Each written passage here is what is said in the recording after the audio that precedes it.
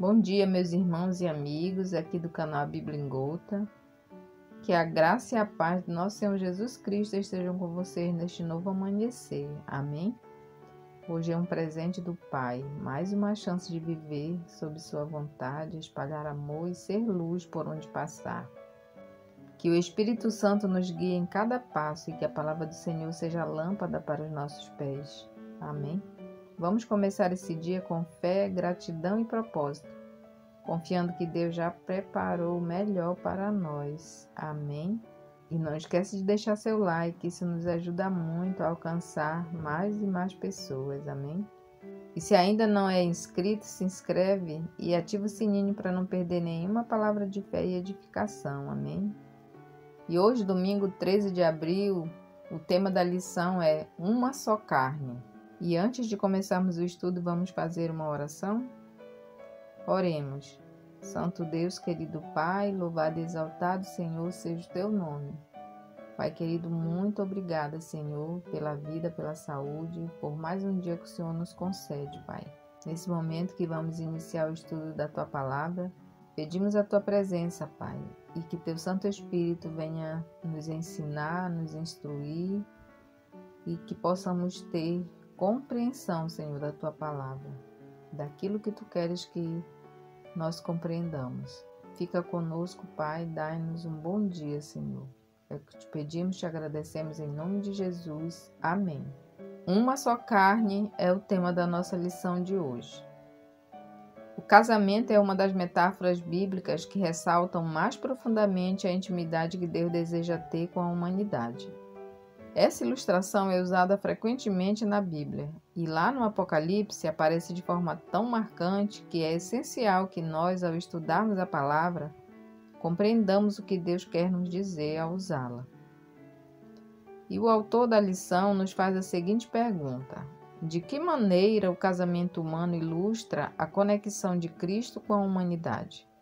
Gênesis capítulo 2, dos versos 23 ao 25, nos diz assim: E disse o homem: Esta, afinal, é osso dos meus ossos e carne da minha carne. Chamar-se-á varoa, porquanto do varão foi tomada.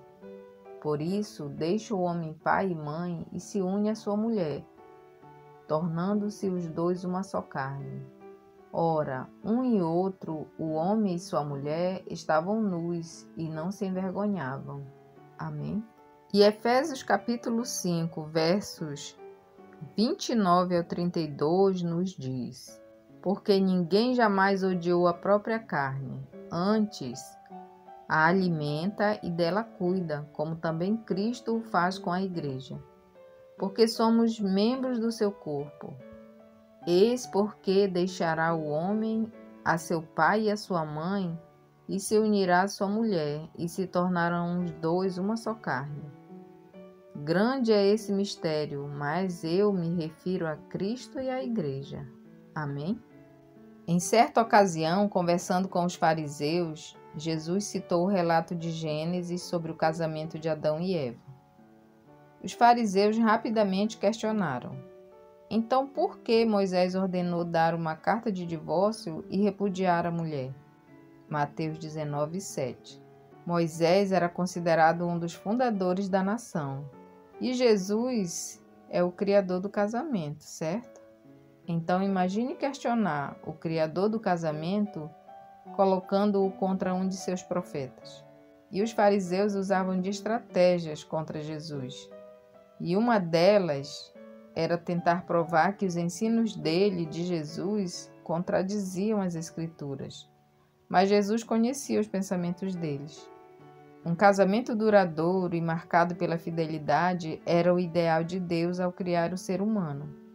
Infelizmente, a humanidade corrompeu esse dom fundamental de Deus. Pela importância que as Escrituras atribuem ao casamento, não deve ser coincidência que essa instituição divina sempre tenha sido atacada pelo inimigo.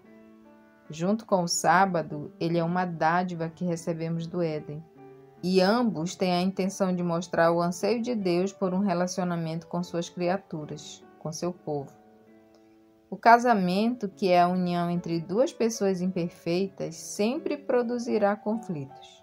Porém, o casamento entre Cristo e a Igreja é a união entre um Salvador perfeito e uma noiva bastante imperfeita.